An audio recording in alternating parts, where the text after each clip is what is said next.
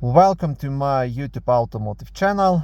In today's video I have a 2011 Chevrolet Cruze and I will show you the fuel pump and fuel injector fuses. This video will apply to first generation of Chevy Cruzes made from 2008 all the way up to 2016.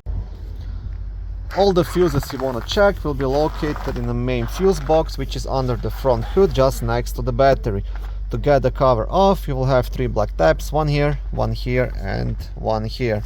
To remove the cover, just press these tabs together on all 3 of them and lift up. On the back side of the cover,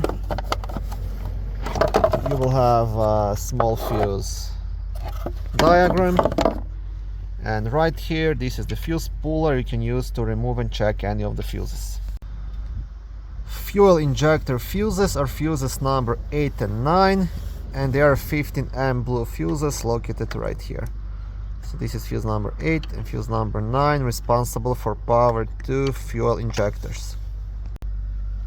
Fuse number 18, 10M red fuse located here, responsible for power to fuel pump control module.